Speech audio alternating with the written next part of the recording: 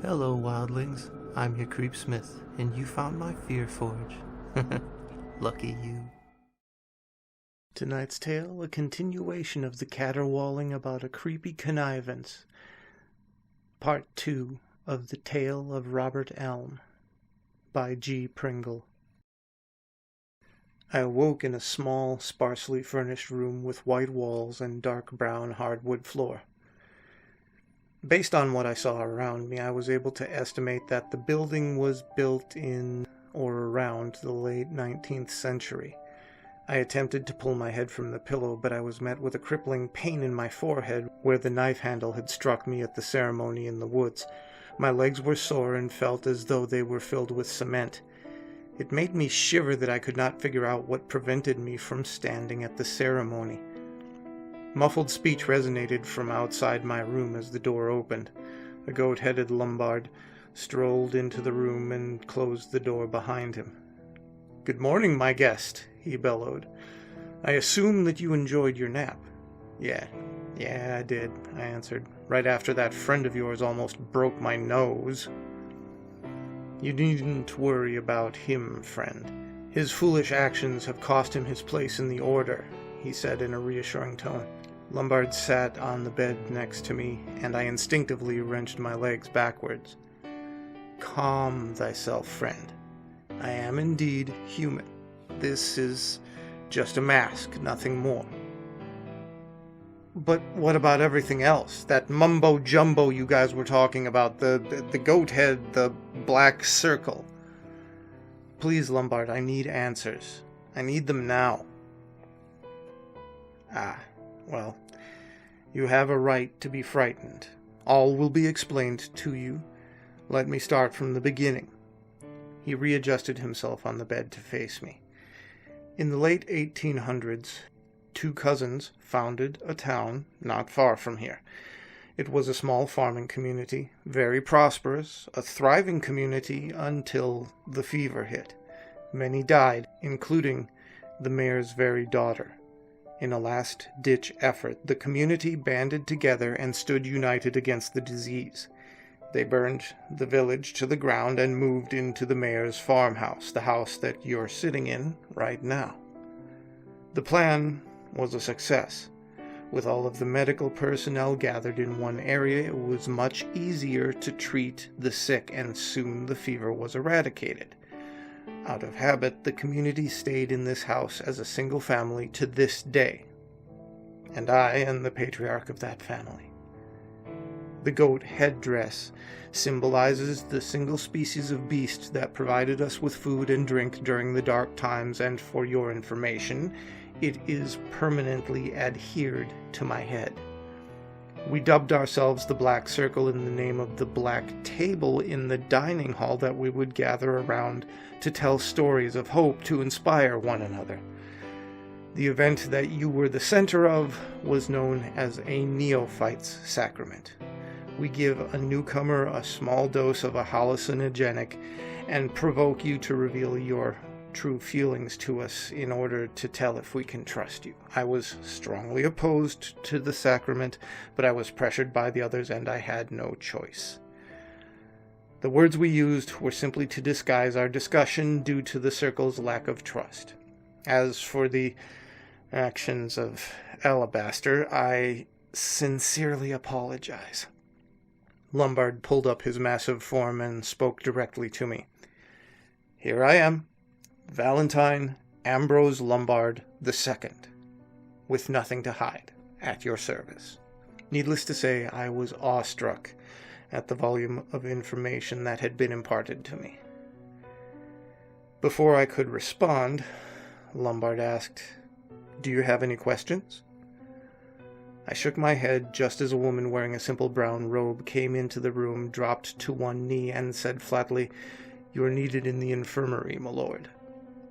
Lombard turned to her and stated, "I will be there as soon as I can, Alice. Did Stefan have a run-in with the thresher again?"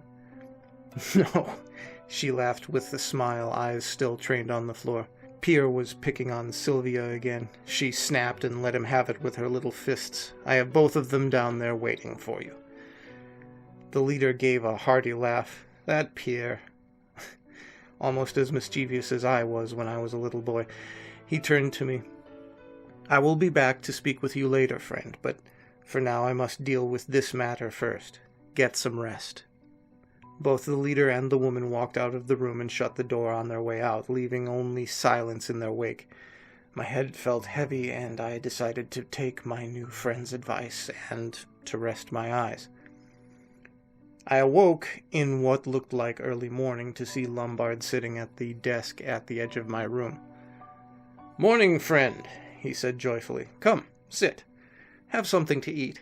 He stood up from the chair to reveal a platter of sausage and dried bread with a glass of juice next to it. I was able to pull myself up from the bed.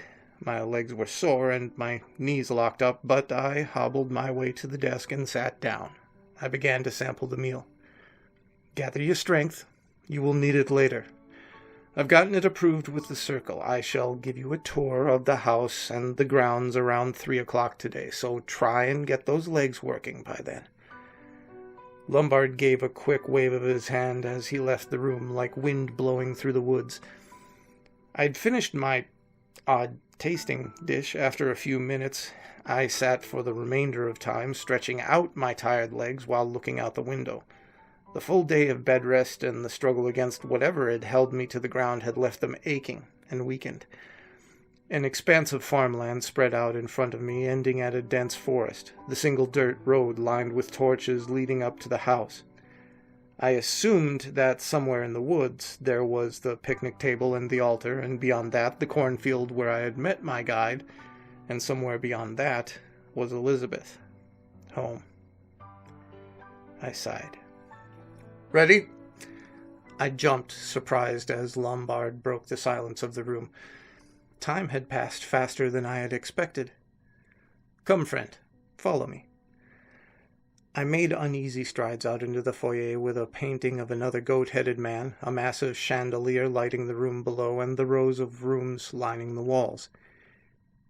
"Here is the second floor, used for boarding for our members, and the room you're staying in is obviously a guest room. It's not used very often. It overlooks the entrance room, which we will visit later." Is that you in the painting?" I asked. "Ha! No, that is the founder of the Circle, my great-grandfather, Ambrose Garrett Lombard. He was a great man. I wish I could have known him in person." "So he started the whole goat head thing?" I laughed rhetorically. We made our way downstairs, wandering through the entrance room and the living room and the sitting room, listening to Lombard's tales of him reading stories to the children by the fireside in the winter, and of the old man who was a master of the old grand piano sitting in the living room. I asked him about the double doors at the end of the entrance room, only to receive a response that I should not go in there, as I did not have a high enough clearance yet to enter. We walked outside and we explored the grounds.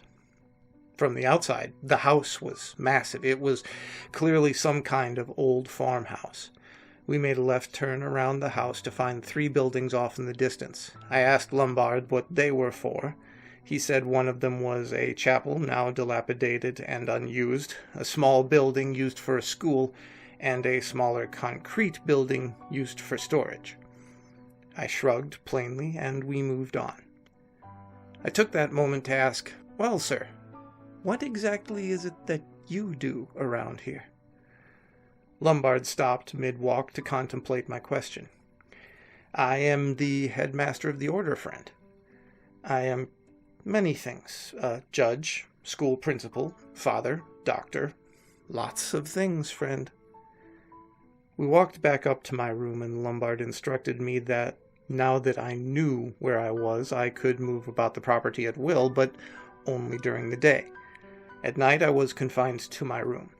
Seeing as the sun was descending below the horizon at the time, I went off to bed. I spent the next few days wandering the grounds, getting my bearings with the area and getting a sense of the location. After speaking with some of the other followers of Lombard, I noticed a constant theme. They never broke eye contact, and they spoke in a very calm manner. Regardless of age, they would find a clever way to avoid any of my questions, specifically the ones involving Lombard, the concrete building, or what happens in the Grand Hall. Seeing that I would never find anything out from the members, I decided to go answer hunting myself. Making my way out to the structure, which was about a football field's length from the house, I decided to inspect it carefully. The building had no windows and a single iron door secured with a large padlock. I was going to investigate it further, but before I could find a way to open the lock, the sun began to set and I reluctantly returned to the house. A couple of weeks of fruitless investigation passed until I was finally returned to my full, healthy state. Feeling my strength returning, I began my morning with a quick workout. Lombard entered mid-push-up. "So, I see that you are back on your feet again," he said dryly. "Yeah, feeling pretty good," I returned. Lombard paced back and forth. "Well, I imagine that you will want to go home soon," he sighed. I stood up and looked at the tree-like figure. "Yes, I suppose I will. I miss Elizabeth quite a bit, and I really want to make amends." Good, Lombard paused. "Robert, if you could stay just one more week. We feel like you've become a member of the family around here, and we wish to perform a departure ritual this Sunday, just to say goodbye. You have been one of the kindest outsiders that we've encountered in a very long time." I walked up to the goat-headed giant, looked him in the eye like he had done to me so many times before, and smiled. "I would be honored, my friend." That night, just before sundown, Lombard drifted once more into my room. He spoke in a much more serious tone than before, and his posture created an imposing aura about him. "Robert, we are having a ritual in preparation for your departure. I require that you do not disrupt it. Please stay in this room until my return. It is just a kind of rehearsal. I don't want to ruin any surprises."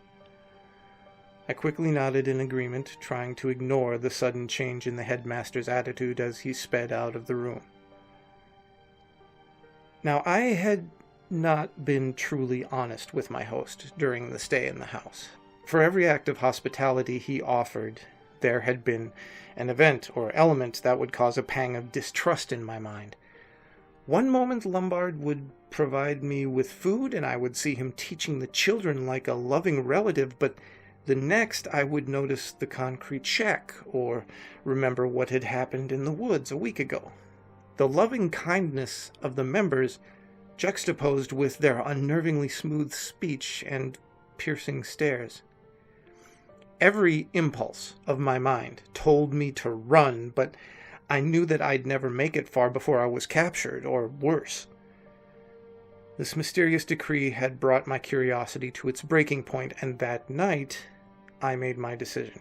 As soon as the house fell silent, I removed my heavy work boots, slid the door open, and stepped into the dark abyss. I'd been climbing trees in my neighborhood park since childhood, and the challenge of scaling the banquet hall's walls came easily to me.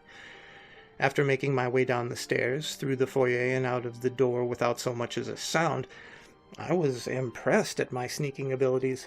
I ran around to the side of the hall and began my ascension. The climb was easy enough. Several chunks were missing from the old bricks, creating excellent handholds. It wasn't long before I found myself on the roof. From the inside, I could hear the same droning sound that I'd heard my night in the woods. I desperately searched for a way inside when I came upon a small hatch that led to a ladder that dropped off in a kind of storage attic.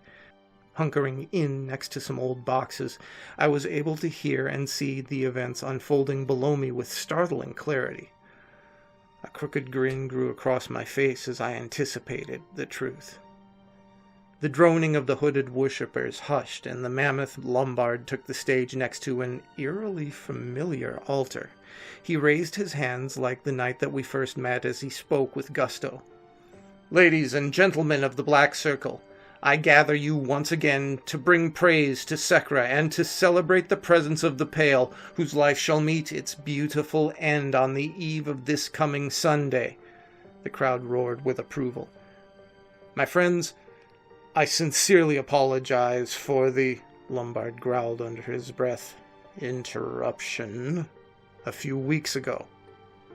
The audience erupted into a shower of boos and shouting. Now, my children, I have planned a rehearsal of sorts to show you all how we shall deal with the wretched Pale and drive this scourge from our beautiful order. I present to you the man who is to blame for the delay, Brother Alabaster." Each member howled with joy as they pulled a blindfolded man, naked save for a loincloth, with numerous strange tattoos adorning his chiseled torso, into the room and onto the altar. I felt my dinner rise in my throat. 3 men in red cloaks fastened the man's arms and legs to the altar as Lombard reached into a chest behind him. Alabaster was sobbing with fear as his pleas for help became incoherent screams as his limbs were restrained until one of the men in red wrapped a piece of cloth over his mouth to silence him. Lombard spun around at lightning speed and raised a shimmering dagger above his head. "Here and now we give an offering to you, almighty Sekra, an offering of flesh and blood." Alabaster was writhing now, the altar glistening with sweat, the blood welling at the corners of his mouth as he struggled to cry out. The crowd lurched forward, with anticipation licking their lips with bloodlust in their eyes. "Now, for the glory of the Mother, he gives his life!" Lombard pulled away the cloth, and Alabaster let out a scream so loud I could have heard it from my room. "Help me!" The gag was pulled back, and he was struck across the face. They pulled the cloth back again, and he cried, "For the glory of the Mother, I give my life." Without hesitation, Lombard drove the blade into the man's abdomen as he resumed screaming with pain and fear. The headmaster made a long cut up the stomach, and I could hear bones cracking and flesh ripping as the man moaned in agony. Liquid scarlet spattered the headmaster's hands as it spouted from the gaping wound. Lombard tossed the bloodied knife aside, and then plunged his hands into Alabaster's twitching body and wrenched his arms up several times until what appeared to be a liver was ripped away. I nearly vomited. Lombard held the dripping organ above his head and shouted, "For the glory of Sekra!" He plunged the hunk of flesh into his mouth like a wild beast and tore at it. The crowd cheered with jubilation at the unholy sight. The corpse was unbound and dragged off into a side room. I sat frozen, unblinking, as my past feelings for my seemingly kind friend shattered. Before I could process what was going on, I heard Lombard address the members. "No one is to speak of this to our guest. And regarding the Pale, I am going to see how our friend is doing," he said with a chuckle as the cloaked men and women overflowed with laughter. I was back on the roof before Lombard could leave the stage. Now, in reacting to these stories, I've often told you to be wary when something, a person or a place or a situation seems too good. Well, that definitely fits here, although your first clue should have been that you were dealing with goat-headed cultists. So stay scary, my wildlings, and make the most of your nights.